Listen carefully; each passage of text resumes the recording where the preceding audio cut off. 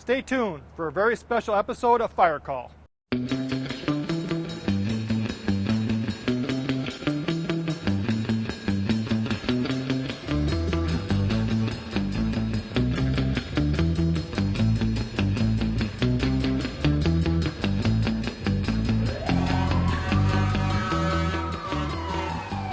Fire Call, the fire safety show with Division Chief Jim Sedaris.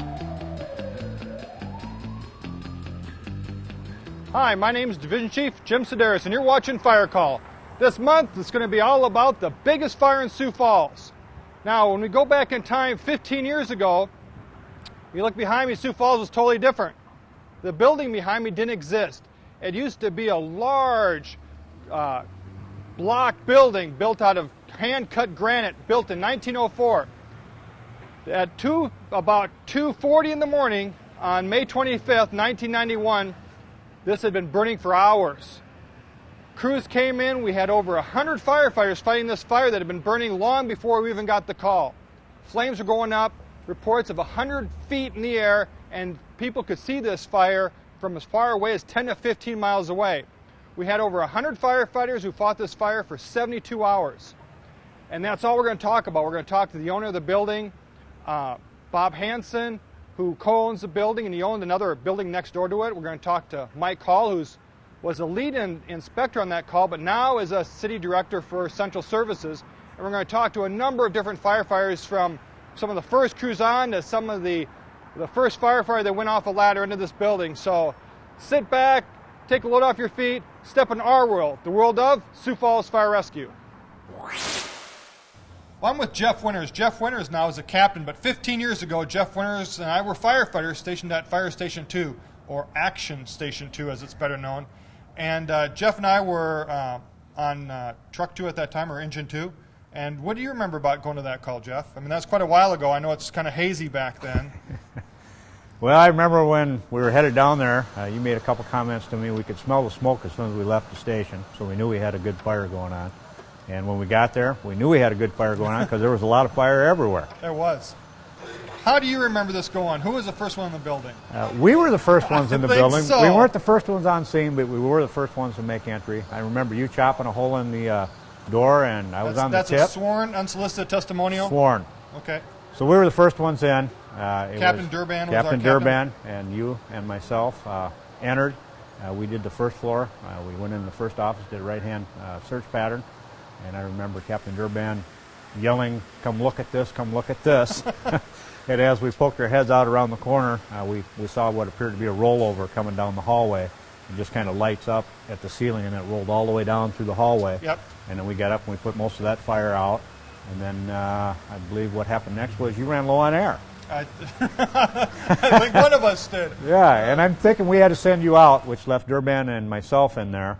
And then when the other crews were up on the second floor, they discovered that the second floor had collapsed. Mm-hmm. And then the next thing that happened was the air horns were going off on all the trucks to get out. Because that's our signal. That's our signal to exit the building. As emergency exit the building as quickly as possible, leave the hose line behind, and run. Mm-hmm. And that's what we did. We exited, we left the hose line behind, and we headed for the door as fast as we could go. And then after that, we turned into pretty much a defensive operation. That is correct. What did you do during that time when it was defensive? Well, after you got hurt and left. Yeah, that's a whole other story. And left us with 3 persons on our cruise. We ended up on top of Harold's. Mm-hmm. Which would be the southernmost building where the fire stopped, basically. Right next to the State Theater. Mm-hmm. And we fought some fire up there for a while, and the roof got pretty spongy. And so when it's a spongy roof, what's that indicate? That indicates that you probably got some fire going on underneath you, and there's a lot of extra weight with all that water on top of that roof, and it was getting pretty soggy, and they determined we needed to get off the roof. So what do? They put us in underneath that roof so we could tear down ceilings inside of Harold's, and we had plenty of fire up inside the floor. What were you under? Do you remember what you were under? I was under a extremely large air conditioning unit at the time, and that's what we saw up there. We saw some green smoke coming from the air conditioning unit, which generally means that you got fire underneath that, and so it's burning around it. And when we got inside, there was a false ceiling, and then there was a plaster ceiling above that. Really? And by the time we had actually made entry into that space, it was full of fire. And so we just kept going in and out, and then they eventually got it stopped at the State Theater with the firewall. Right. Well, 15 years ago when we pulled up to this fire, we knew it was going to be kind of a long job, but we thought we could actually save the building. And one of the jobs that my crew had was to actually go into the building. And this was the original axe. I actually bought it when it went on sale for surplus because don't have any more wooden handled axes anymore. But we used this axe to break down that door. There was a door that was sitting here, and that's where we made access to. And Jeff Winters and I and our captain, Captain Durban, actually went into that building, went up the stairs, and when we were inside this building, we could actually see the fire rolling across our heads. You could feel the heat, you could hear the crackling and the popping all around you, and we knew that we were going to be in for a long haul and we probably wouldn't be able to get much further into the building. And at that time we had our air packs, our SCBA, used to be made out of steel. They weren't the lightweight miles that we had. My bell went off and we had to exit this building, so we came out that same door and then we set up defensive perimeters. Basically, we tried to hold that building and not lose the rest of the block or the building right across the street, because as the embers were flying up in the air, they'd be landing across downtown, and we also had to worry about the radiated heat, the heat that was the waves of heat on these other buildings. So that's how we started the night, and we pretty much stayed here till the next morning.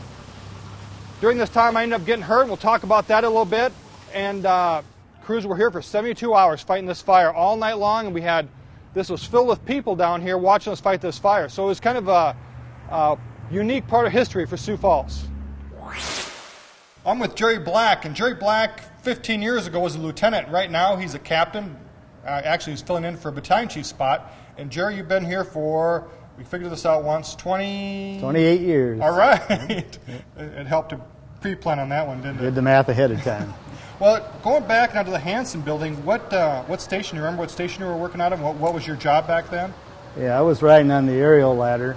I believe it was out of Station 7. Okay, way up north. Yep. You remember when you got the call, what you were thinking? It seemed like it was the middle of the night. Mm-hmm. But we'd heard a lot of radio traffic on our way down to the building, so we knew something was cooking down there. And then when you got there, now I remember the Jerry Black story, the infamous Jerry Black story about setting up the ladder, and we had the main ladder down there in the corner, I believe. Yep. And then you went up the ladder. Yep. And what happened, Jerry? We set the ladder up on the corner of must have been 10th and Phillips there. Right across from Nervous. Yep, right in that intersection. I went up the aerial ladder. There was a window that was open up there. What floor? Third? That fourth? was on the top floor, third floor, I believe it was. Mm-hmm. Yep. I was able to go inside. It was clear inside of that room, so I stepped inside of that room, went into the hallway, and there was all kinds of heat and smoke and fire there, so I quickly returned to the aerial and bailed out, and went back. Yes, yep. And we had crews up on top of the State Theater. There's a firewall there, and they were able to stop it from extending into the State Theater, but there was a time when we thought the whole block was going to go. There was just so much fire and so hard to get at. Now we're with Joel Van Eckeren. Joel's been on the department for 20 years, so he's a fairly new guy back then. Now he's a driver, driving Truck 3. Now tell us what you remember. Where were you at? What truck were you assigned to? I was stationed at Station 7 on Engine 7. Okay. And when we got down there, we were assigned to do an interior tack on the third floor. Engine 1 had already done an interior tack, and they got backed out. So you were going to go off, you can do your interior tack off a ladder? No. Okay. We were going to take hand lines in and do an interior attack, try and find the seat of the fire. Okay, and what happened, Joel? When we went in, it was Lieutenant Greg Anderson, who's retired now, and myself. I think that was it, and when we got up to the third floor, our hose lines, they got tangled up, they got caught down on the bottom floor, so we went back down to untangle them, get them freed. Sure. And when we went back up to where we were at, the floor was burned through. Really? It was gone. Yep. So you would have probably ended up in the basement if you would have stayed there. The floor and the roof were gone. All caved in. Yep. So getting your hose caught was actually saved our life. And isn't that funny the way things work out? Yep. As we were down here fighting this fire, we had a lot of concerns. One was the building across the street from us. We had set up a lot of lines here to keep that building cool, to keep the fire from traveling over between embers and radiated heat. And this is where I had my big claim to fame. One of these 2.5-inch lines was charged, and no one was on the end of it. And it was, flapping around like a big snake, and we're trained, all firefighters are trained that if that happens, to keep people from getting hurt, you jump on the line, crawl down the end of it, and kind of wrestle it down. Well, when I did that, of all things, it was a small tumble, but the seam of my coat compressed my nerve in my arm. So I couldn't move my hands for a couple months. And they were thinking at one time, Jim, you're not going to be a firefighter any longer. What else can you know how to do? And that's why I ended up going back to school and going back to college. And that's why I'm encourage people, hey, if you want to be a firefighter, if you want to do anything, get a good education, because that you can always fall back on that. So the several months that I was off work on rehab, I started taking college classes, and hey, look at me today. I'm with Denny Matthews, and Denny Matthews 15 years ago was at Station 9. Today he's at Station 8 with one of the USAR teams. And Denny was one of the crews that came in for that fire. Now, Denny, you were one of the first crews that went into that building. What happened when you went in? Oh, they sent us in the east door first. There was 4 or 5 of us, something like that. We went in with 2 hand lines and went to those were like inch and 3/4 line. Well, they were inch and a half then. Inch and a half lines then. And we went in with 2. Went to the second story entryway, and there was a big long hallway there. And the fire was just rolling back and forth on the ceiling, and you could chase it down to one end, and then it would come right back, and we didn't have near enough water with those 2 lines. How was the visibility at that time? Terrible. You were crawling on the floor, basically? Yeah. We crawled up the steps, and we were at the second floor landing, at the top of the landing. And there was, we were there maybe 5 minutes or so, and there was a granite curtain board along the steps, and I looked down, and there was flame coming up from behind all this granite curtain board.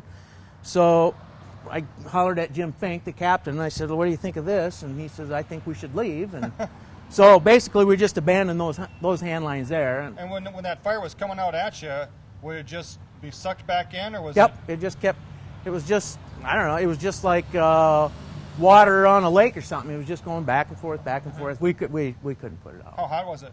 It was hot, really hot. So we left there, went back down. Then they wanted us to try and get in through a knick-knack shop on the corner, and we chopped the front door out of there. It was solid smoke, and there was just a huge vortex of fresh air that went in. After you broke the door in? After we broke the door in, and the smoke disappeared, and it just let all the fresh air in. And so Captain Fink decided we weren't going in there, and we went. Which is good. Decision. So then we went to the next door, and there was nothing in there. That was a real small store. And then next to that was the west side entry. So we went up to the landing there, and there was, I don't know what it was for, there was a little window there about this big, and we looked in there, and it was just all solid flame in there. So we set a deluge gun up there, big water cannon gun. We set that up, got the lines to that, and then we broke the window out and just let that shoot in there. And they said, go to the State Theater. We just kept going farther and farther to the south, and there was nothing in the State Theater. It was... The State Theater is where the big firewalls were between the State Theater and the... It was granite 2 foot thick, you know, so it wasn't getting there. So then that basement and everything was all clear there. Then they sent us up onto the roof of the... By that time, they'd ordered everybody out. Sure. It was all outside attack then.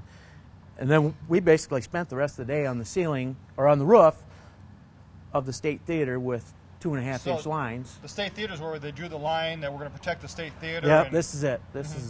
This is where we got to stop it. And that they did not have adjoining roofs. They were a little bit off. Sure. Yep. So we knew they weren't the same roof line. Plus, there's a big granite wall coming up in between there, and that basically stopped it. One of my most vivid memories on the department is on top of that aerial ladder, overlooking this building which took up about 1/4 of a block, which was just walls and a big fire pit. And we were lobbing water into the pit, and it just was doing no good. And I was up on top of that ladder as the sun was coming up over the bridge there in the morning. And just one of my most vivid memories. Really? Yep.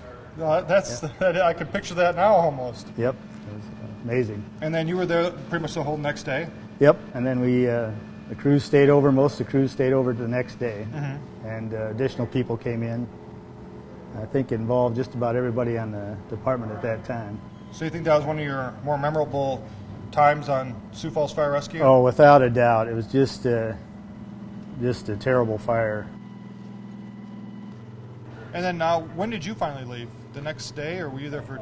We stayed on duty until about, I believe it was 5 o'clock in the afternoon. We went back to the station at about 9 o'clock in the morning and filled in at Station 2 with a tanker because we had everything else down at the Hanson Fire. So you were quite a bit. Yes, it was a very long day. So were you ever nervous or worried anytime you were there? Pretty much the whole time. That's a big building, and it's a lot of fire, and a lot of things can happen in big structures like that. Now we're going to talk to Bob Hanson. Bob Hanson's the co-owner of the Hanson building where we're at, and also of Harold's Photo Shop. Harold's Photo Shop was a photography shop right behind me. It lined up right next to the State Theater, and this is where that fire line was. So we're going to talk to Bob and get his perspective of finding out about this 5-alarm fire that was engulfing his building in downtown Sioux Falls. Our old building had been there since early 1900s. It was originally named the Paulton Building, built by the Paulton family. My uncle and father started a camera store there in 1938, and about 25, 30 years later, the building became available. It was in fairly poor condition by that time. So we purchased the building and changed the name to the Hanson Building. When we got the building, the top 2 floors had been completely abandoned. The pipes had been cut off. We had pigeons and the whole deal up on 2nd and 3rd floor. First floor was in pretty good shape because that was all retail and was occupied. We started a multi-year project of completely rehabbing the top 2 floors back to office space, and had just about finished the entire project when the fire started. We had tenants all through 2nd floor, and most of 3rd floor was all rented with refurbished offices. I got a call in the middle of the night from my cousin who said we had a fire going downtown. So I jumped in my car. I live a couple of miles away, and when I turned the corner onto 12th Street, I knew we were in trouble because I could see the lights from the flames and tons of smoke coming out of the building. Got downtown, and just about like everyone else who was down there at that time, we stood around and watched the firefighters battle the blaze. It, of course, looked bad right away with the flames coming out of all the windows. The discussion through the night with various people was that maybe we could save some of the building, but there was, on the 1st floor, there were a lot of drop ceilings from modernizing the building back from the very high original ceilings down to a more modern 10 or 12 foot ceiling. And by the time the flames moved through all of those ceiling cavities down towards down the whole length of the half a block or whatever it is long building, it became pretty obvious that the whole top was going to come off the building and there wouldn't be anything left. We're here with Mike Hall, who's the director of Central Services for the city of Sioux Falls. Mike was an inspector at the time, 15 long years ago. And Mike, I'm just going to ask you some questions about how this all went. How long from when the fire started till you were notified? Well, with any fire inspectors are on call, and typically the chief officer would request a fire inspector on any major fire. And this one, going in, prompted a call for a fire investigator to come out. And how long did you spend investigating? First, where'd you start at when you got there? Did you start interviewing firefighters, or how does the process go? Well, when I arrived, I called for some additional support as well. It was obvious that we were going to have quite a task on our hands because this fire was unique in the respect that firefighters were denied entry. They went in, and after a relatively short period of time, the emergency horns were activated to call firefighters to evacuate the building. And you know, in the history of Sioux Falls fire rescue, that doesn't happen very often. No, we're pretty. So people were already scratching their heads, wondering how come our crews weren't able to penetrate and attack the fire. What we found and discovered early on is that this building, like many buildings downtown, these older buildings, during the energy conservation years, false ceilings were installed, and Sure. we found 2 or 3 false ceilings in that building. You mean one on top of the other in series, you mean? Yes, exactly. They kept lowering what were originally probably 16 to 20 foot ceilings in these downtown buildings. And so they had multiple false ceilings in them. We know through our investigation that the fire broke out in an area that was concealed and had an opportunity to spread before it penetrated the exterior of the building, and that's when it would have first been noticed. And I believe that penetration was on the south side of the building, which would have been away from street traffic. Sure, in that alleyway. And then as you start searching through this building, how do you find out what the cause is? I mean, as an inspector, back then, wasn't that long ago, is there any word, do you start at the bottom, start at the top, or just sift right through in the middle? Well, this fire was fun to work in the respect that we had comprised quite a team. We coupled our investigation with the State Fire Marshal's office. We had a private insurance investigator who was working with us that we allowed onto our team. We had police officers, and we had an agent from alcohol, tobacco, and firearms.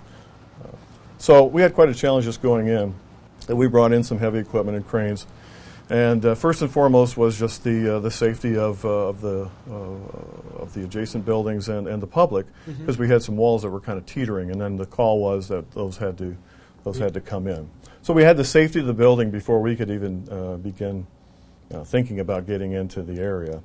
But once we did, then the tedious task of getting the debris removed, again, several floors that we had to get out of the way so we could get in and look at the area.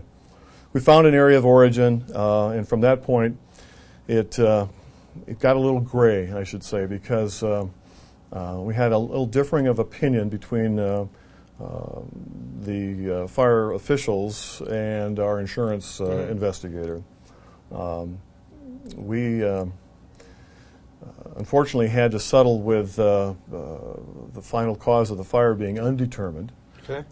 We went as far as identifying that no inspector likes to say. Well, yeah, you'd like to solve every mystery out there, but the insurance company felt that they had found a device, a motor that they thought had overheated and created the source of the ignition, and we simply weren't comfortable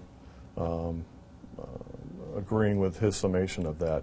But we did agree on the area of origin, and we also, what's critical here is that we go into every fire investigation with the assumption that this could be an intentionally set fire or an arson, and there was nothing to indicate that there was anything suspicious of nature, and all avenues of concern of it being an arson were ruled out.